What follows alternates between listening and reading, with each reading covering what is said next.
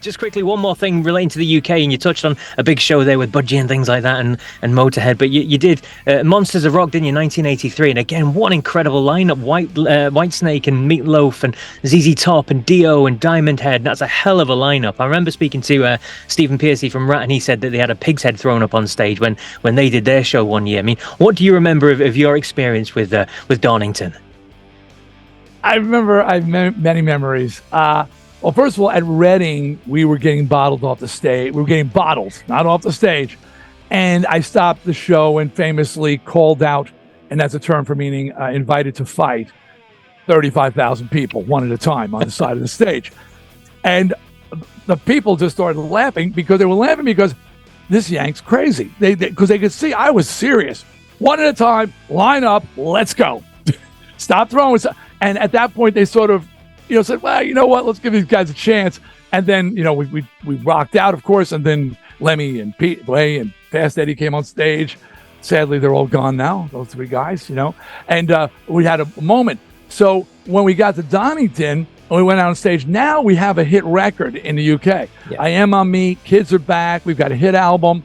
So the audience, the majority of the 45,000 people there are really into us. I would say maybe 10% aren't into the band. You know what? 4,500 people can throw a lot of stuff. And those 4,500 people started throwing everything they could get their hands on. So I tried the same stage rap. All right, side stage. But everybody had heard that one already. So they were like, ah, and they just kept throwing stuff. So I ultimately, invited our fans, the other 35,000 people.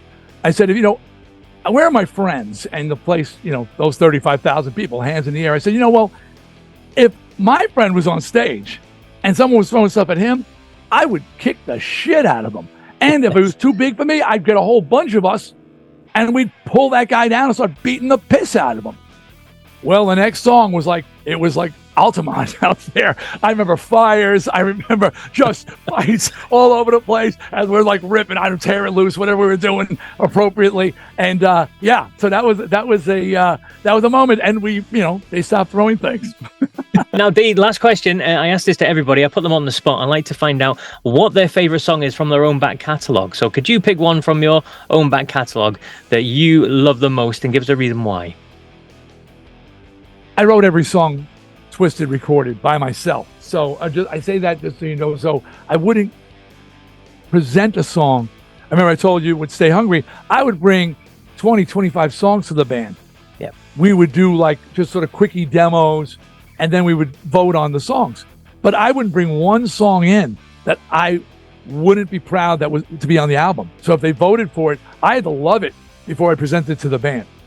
So with that in mind, I have often said, You Can't Stop Rock and Roll is my favorite Twisted Sister song. And the reason it is I think it is the perfect amalgam of metal and anthem. Because that, sometimes those two pieces were pulled apart and highly focused on the anthemic side with a song like We're Not Gonna Take It or I Am On Me. And then other songs were purely metal songs. Like Burn in Hell or, or Under the Blade. But with You Can't Stop Rock and Roll, I managed to capture the metallic drive of Twisted Sister with the importance of anthems to us as a band. And so I always say that is my favorite Twisted Sister song for just that reason.